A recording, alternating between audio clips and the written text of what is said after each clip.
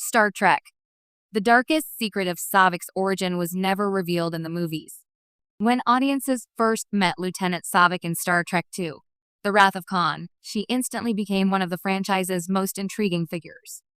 Played by Kirstie Alley with a mix of Vulcan stoicism and subtle flashes of humanity, Saavik stood apart from Spock's other protégés. She wasn't a pure-blooded Vulcan like her mentor, and she wasn't a mere Starfleet cadet following orders. Instead, she carried an aura of mystery, a sense that her story ran much deeper than what unfolded on screen. But despite her pivotal role in The Wrath of Khan and her continued appearances in Star Trek III, The Search for Spock, and Star Trek IV, The Voyage Home, the darkest truth about Savik's origins was never revealed in the movies.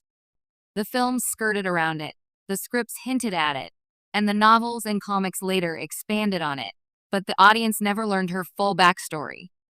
And if they had, it would have painted Saavik in a far more tragic light. The Vulcan-Romulan secret. Saavik's most important unspoken truth is that she wasn't fully Vulcan at all.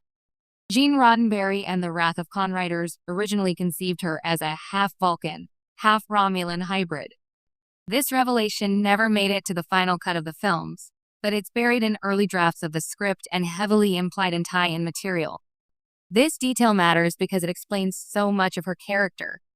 Unlike Spock, who struggled to reconcile Vulcan logic with his human emotions, Saavik carried the legacy of two very different but equally prideful civilizations: the disciplined Vulcans and the cunning, passionate Romulans.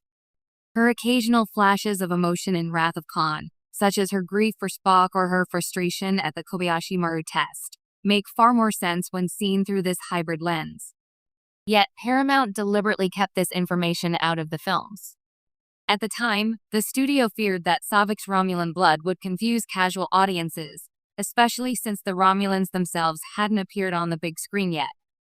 Instead, her origin was quietly buried, leaving her cinematic self less defined than she could have been. The Abandoned Planet. What makes Saavik's unspoken heritage even darker is the story of her childhood. According to Vonda N.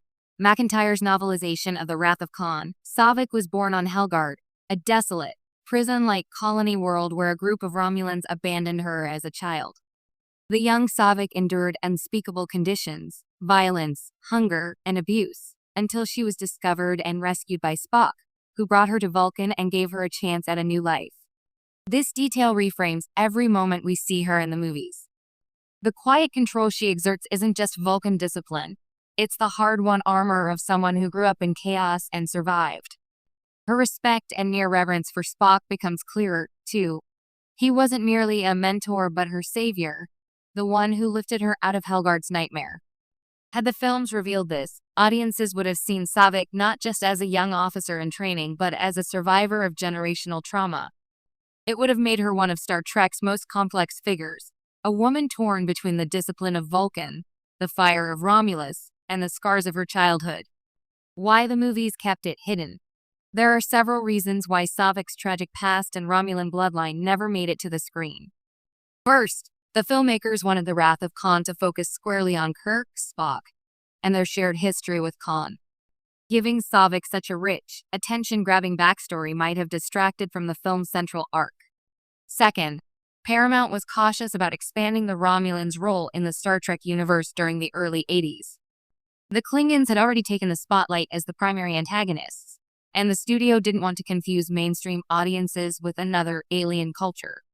Making Saavik half Romulan risked muddying the franchise's cinematic continuity. Finally, there was the question of tone.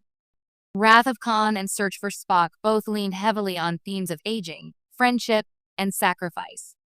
Introducing a survivor of abuse and neglect into that mix might have darkened the story beyond what the filmmakers wanted. The consequences of silence. By leaving Saavik's backstory unexplored, the films reduced her to something of a supporting player. She's brilliant, dutiful, and poised, but she's never given the emotional depth or dramatic stakes her origin could have provided. In fact, by Star Trek IV, The Voyage Home, she's quietly written out of the narrative altogether, staying behind on Vulcan without much explanation. For fans who only watch the films, Saavik remains an enigma, a promising character who fades into the background just as quickly as she appeared. But for those who dug into the novels and expanded lore, she emerges as one of the most tragic and resilient figures in Star Trek.